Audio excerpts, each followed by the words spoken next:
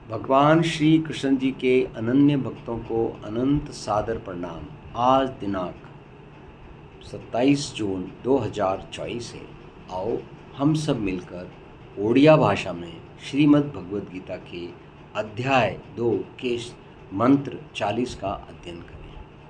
हम अच्छी तरह समझ चुके हैं कि हमारा सबका प्राणी मात्र का पूरी पृथ्वी पर एक ही दुश्मन है जिसको हमने समाप्त करना है, और वो है प्रदूषण।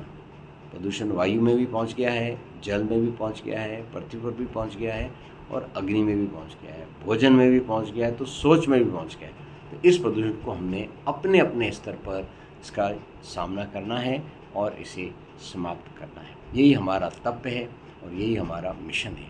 आइए हम इस बात की शुरुआत करें कि ओडिया भाषा में इस बारे में भगवान श्री कृष्ण जी हमें क्या मार्गदर्शन देते हैं।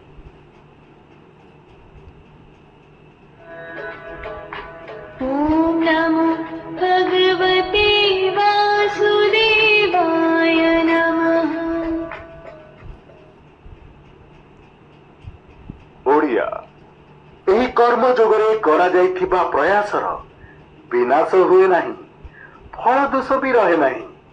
ଏହି ଧର୍ମକୁ ପାଳନ କରିବା ଫଳରେ ମହାଭୟରୁ ରକ୍ଷା ମିଳିଥାଏ। 3 आपको स्पष्ट प्राप्त होने वाले हैं।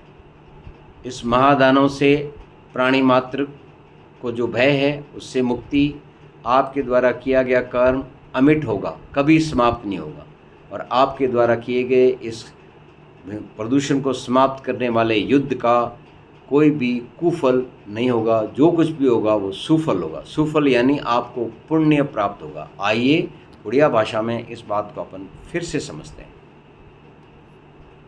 ଏହି କର୍ମ ଯୋଗରେ କରାଯାଇଥିବା ପ୍ରୟାସର ବିନାଶ ହୁଏ ନାହିଁ, ଫଳ ଦୋଷ ବି ରହେ ନାହିଁ। ଏହି ଧର୍ମକୁ ପାଳନ କରିବା ଫଳରେ ମହାଭୟରୁ ରକ୍ଷା ମିଳିଥାଏ। इसी बात को अब हम संगीत की भाषा में लेते हैं।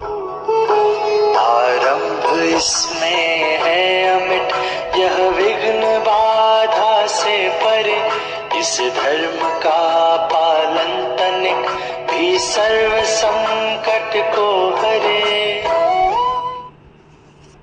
तो स्पष्ट है कि यह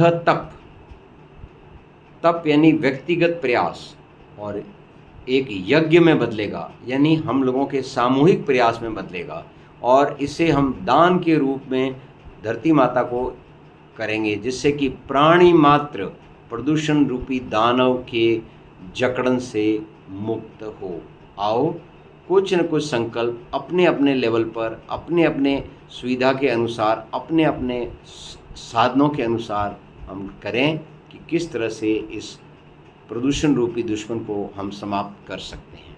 ये धरती पर हमारा महानतम पुण्य कार्य होगा, क्योंकि यह प्राणी मात्र के भलाई के लिए है, और अवश्य ही श्रीमद् भगवद गीता के अनुसार इसके अंदर भगवान श्री कृष्ण जी जो प्राणी मात्र में आत्मा के रूप में विराजमान हैं, उनको भी प्रसन्नता होगी और हमें पुण्य प्राप्त होगा, और हम और भी अधिकतर सुखी लोकों में प्रवेश कर सकेंगे।